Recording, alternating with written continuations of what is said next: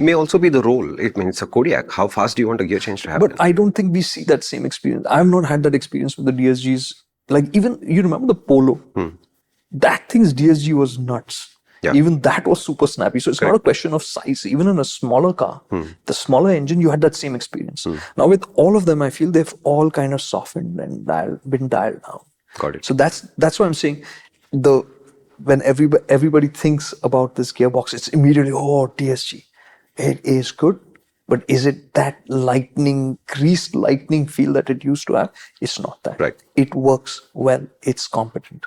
The engine? 6-liter V8, right? क्यों तरसा रहे हो? 6 liter. It's the same 2-liter 4-cylinder turbo petrol, but it makes a bit more power than before. So 212 bhp now.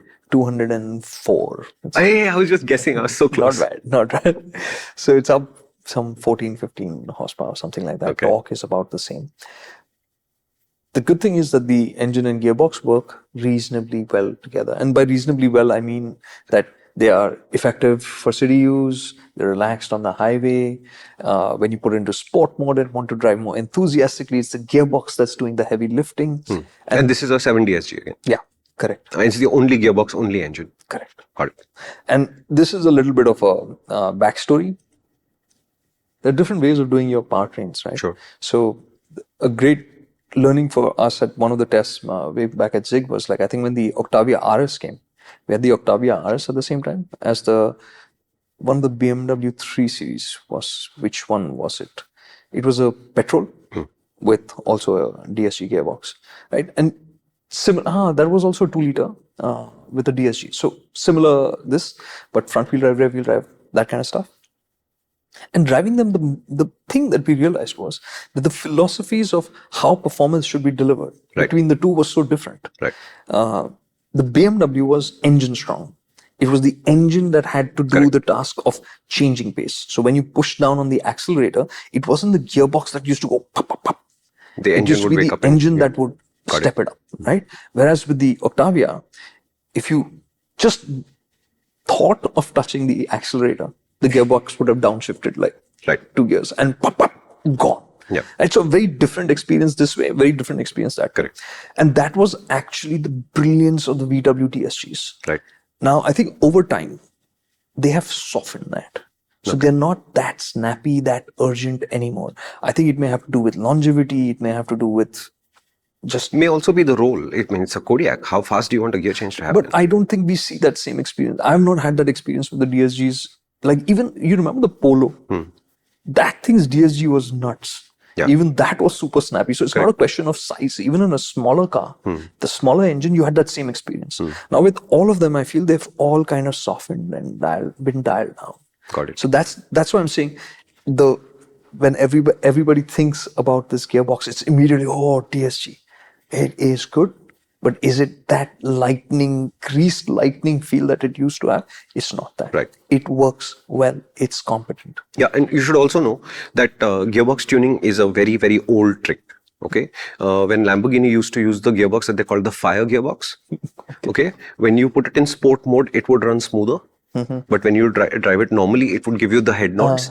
And the head nods were part of their experience. The gearbox didn't have to nod your head to go faster. Similarly, yeah, true. So we were driving the Gallardo Superleggera in Phoenix. And every time we tried to drive normally, it would be like this. Then we went to the racetrack and put it to max performance, and suddenly it wasn't jerking us around anymore. And then the Lamborghini guy smiled and said it's part of the experience. So on the street, you can't use full performance. So to give you that sense of, oh, you're on a Lamborghini, we let the gearbox become a little bit rough. So when you make a gear change, you'll feel it. But on the racetrack, that interrupts the torque flow to the tires. It interrupts the chassis balance. So there you can't mess around like this. So suddenly the gear change is smoother out. And this would have been the AMT only, no?